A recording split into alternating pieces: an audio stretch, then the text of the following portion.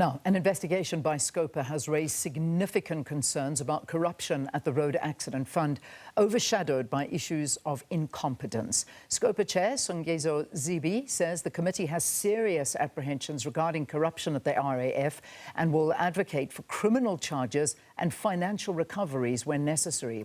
We are joined by Scopa's chairperson now, Songezo Zibi.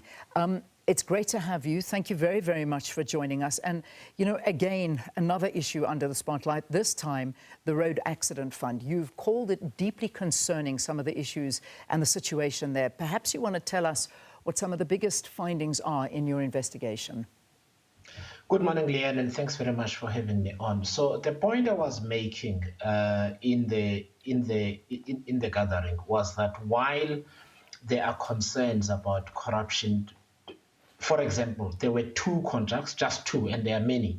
There were two contracts of 500 million rand each that appeared to have been an externalization of the procurement process in the marketing department. In other words, two service providers are free to procure anything and anyone on behalf of the Road Accident Fund without any monitoring whatsoever from the Road Accident Fund.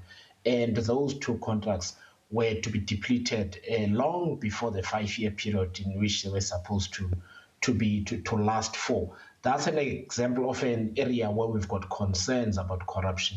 But the point I was making was that those kind of amounts, as big as they are dwarfed by the impact of what I believe to be poor management decisions, poor board decisions, or poor board oversight, as well as just poor operational decisions by management throughout, which have cost the Road Accident Fund and therefore taxpayers billions more per annum than whatever we have seen within the procurement space. Something like this is absolutely, it's shocking, and it affects South Africans directly. And the reality is that we need answers. However, the issue comes in where one of the highest profile matters involves the former Road Accident Fund CEO, that's Collins Etswalo, who has failed to comply with a parliamentary summons. So where are we with this? So that matter is now with the SA Police Service. The committee's legal team and secretariat and myself met with SAPS the week before last, and they specified the kind of documents that they would need because it is a straightforward case. Those documents have been transmitted to the SAPS, and they will then conduct further investigations and take statements from various parties, such as the sheriff himself.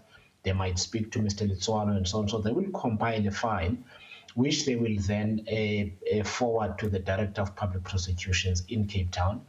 And the director will then, on the basis of that information, will need to make a decision about whether to proceed with the case or not, because that always rests with the NPA rather than Parliament. Yeah. One of the other issues is that obviously internal processes are now not able to take place because many of the former executives have already left the RAF.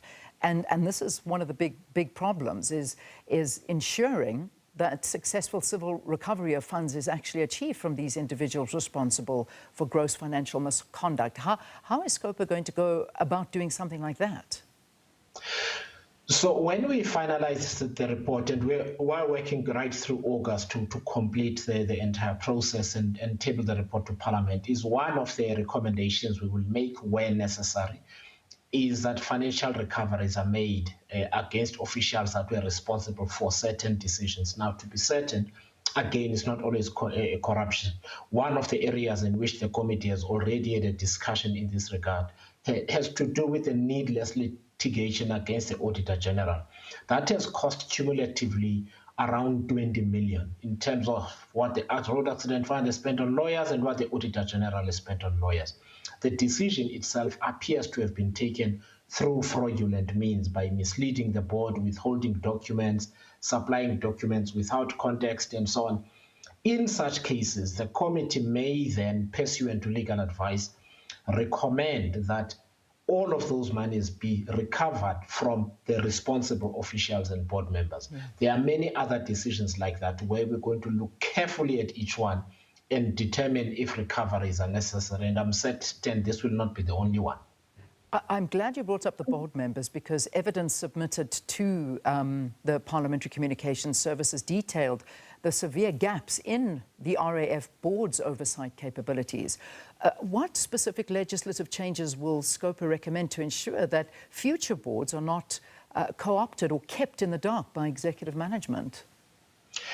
So we are going to work through specific recommendations, but I'll just mention three areas. The first is that there need to be guidelines, better guidelines for the minister, both in the legislation and subsequent policy in terms of who qualifies to be a board member of the Road Accident Fund. In many instances, there was information and reports that board members simply needed to ask management to draw those reports so that they can have a look at them, and they did no such a thing. For example, the board appears to have not, one of the previous boards appears to have not asked the Road Accident Fund to see the outcome of its decision to close satellite offices, to make lodging a claim more difficult, forcing people to approach lawyers and so on, or to ask for information such as the average payout per claim, which grew by over 70% in between 2 and 3 years, meaning the Road Accident Fund could only finalize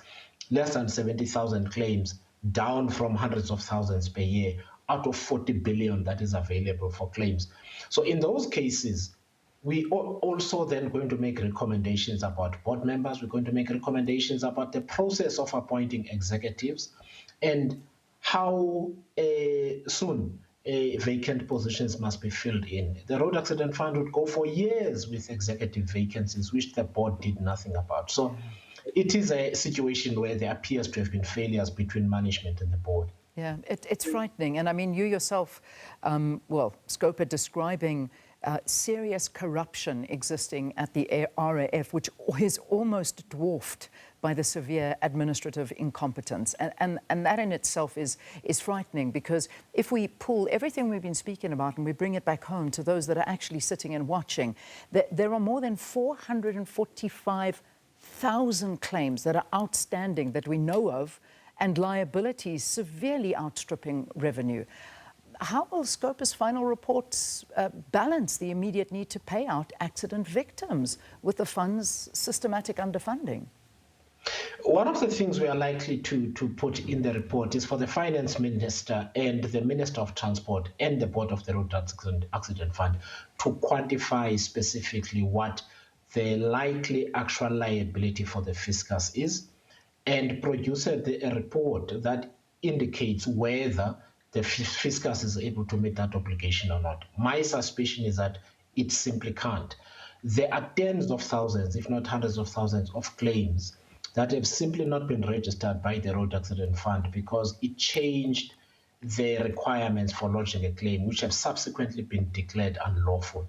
Now, the Road Accident Fund now has the unenviable task of finding everybody who was supposed to have their claim registered and they were turned away, put that back on the books, and then calculate how much that liability is. And we are hoping that in the forthcoming annual report of the Road Accident Fund, we'll begin to get a better idea of how big that liability is, but it runs into the tens of billions, most likely.